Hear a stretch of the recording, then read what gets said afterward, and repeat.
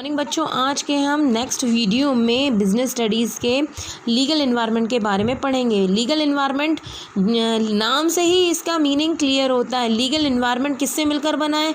जितने भी लॉ और लेजिस्लेशन संविधान वगैरह बने हैं, ठीक है, वो जो कि पार्लियामेंट में पास होते हैं ना, एक्ट वगैरह, ठीक है, तो धाराएं जो सेक्शन वगैरह लिखा रहता है, इस धारा के अंतर्गत ये होगा, इस धारा के अंतर्गत वो होगा, ठीक है, सब लिखा रहता है। ये जो पास किए जाते हैं कहाँ? पार्लियामेंट में, ठीक है, वो सब से मिलकर बनता है क्या? Legal environment. सारे लॉज और लेजिस्लेशन से मिलकर बनता है, जो कि पास किए जाते हैं पार्लियामेंट में, एक्ट वगैरह, ठीक है, उनसे मिलकर बनता है लीगल इन्वायरमेंट।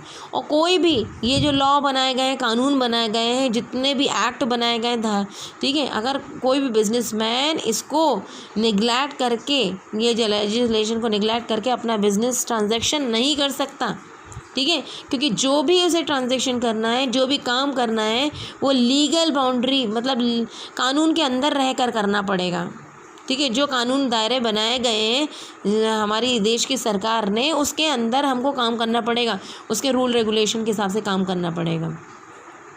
कॉमन जो एग्ज़ाम्पल है, जो लेजिस्लेशन जो पास किए हैं पार्लियामेंट द्वारा बिज़नेस के ट्रांजैक्शन के लिए, ताकि सब लोग इलीगल मतलब कोई बिज़नेस मतलब एक्सप्लॉइट नहीं कर सके, इलीगल एक्टिविटी ना करें। ट्रेडमार्क्स एक्ट बनाया गया है, essential commodity act, weight and measure act, ये सब धाराएं बनाई गई हैं, ठीक है। और सारे ये सब क्या, ये सारी धाराएं किसके अंतर्गत आती हैं? लीगल इन्वायरमेंट के अंतर्गत आती हैं। और अगर कोई बिजनेसमैन को अपना बिजनेस चलाना है, तो इन धाराओं का, इन लेजिस्लेशन का जो बनाए गए हैं पार्लियामेंट द्वारा, उनको पालन करना पड़ेगा, ठीक है। जैसे एग्जांपल दिया है, the common instance of Indian legal environment which have influenced business transaction recently, जो अभी एग्जांपल दिए, जैसे कैपिटल मार्केट। आपको मालूम है कैपिटल मार्केट क्या होता है? प्राइमरी मार्केट क्या होता है?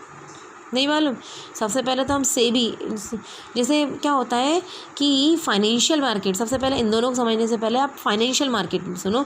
ये पूरा चैप्टर है, आगे जाके आपको फाइनेंशियल मार्केट करके चैप्टर है, उसमें डिटेल में पढ़ेंगे, लेकिन अभी मीनिंग समझा, ये पॉइंट्स को समझाने के लिए मैं बताती हूँ। फाइनेंशियल मार्केट वो मार्केट रहता है, वो प्लेटफॉर्म रहता है जहाँ पर सिक्योरिटी मतलब शेयर्स, डिबेंचर, बॉन्ड्स वगैरह खरीदे और बेचे जाते हैं। आगे समझ में? फाइनेंशियल मार्केट वो मार्केट रहता है जहाँ सिक्योरिटी खरीदी और बेची जाती है, जैसे शेयर, डिबेंचर, बॉन्ड्स वगैरह, ठीक है। अब उन्हीं का ये प्राइमरी मार्केट है, ये फाइनेंशियल इंस्टीट्यूशन ही है। तो प्राइमरी मार्केट क्या होता है? जो सिक्योरिटी जब पहली बार बिकती है, जैसे नई नई कंपनी स्टार्ट हुई, तो फर्स्ट टाइम अपने शेयर इशू करेगी पब्लिक को, ठीक है। वो ऐसा मार्केट जहाँ न्यू सिक्योरिटी, यानी पहली बार अगर इशू हो नई सिक्योरिटी, ठीक है, वो किसकी कैटेगरी में आएगी? प्राइमरी मार्केट में। और कैपिटल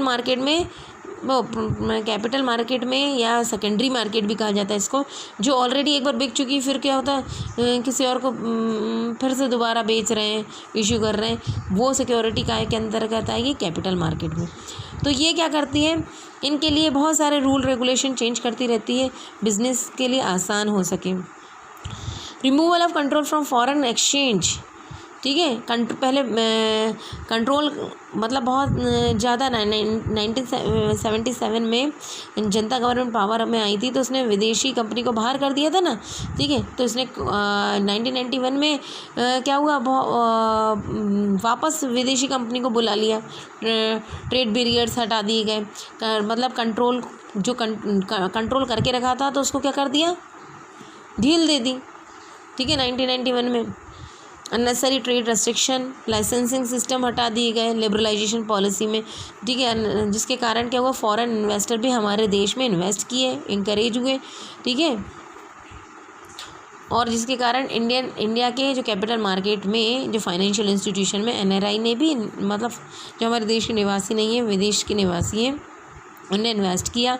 और एडवर्टाइजमेंट, कभी भी आपने देखा कि अल्कोहल प्रोडक्ट का, जो भी नशीले पदार्थ रहते हैं, उनका मतलब उन पर रोक लगाई सरकार ने कि वो एडवर्टाइजमेंट नहीं करें, क्योंकि सब बच्चे भी देखते हैं और बहुत सारे मतलब इन्हें नेगेटिव इम्पैक्ट पड़ते हैं उस चीज़ के।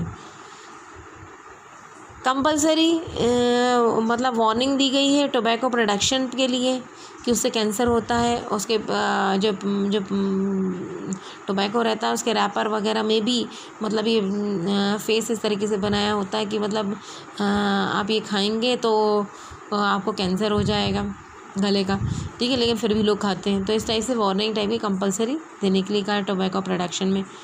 फिर D licensing policy of industries, मतलब लाइसेंसिंग सिस्टम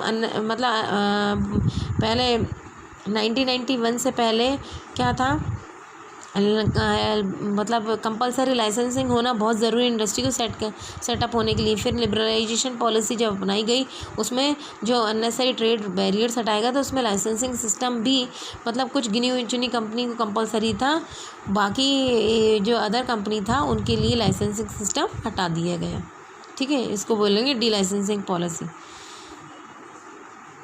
क्लियर।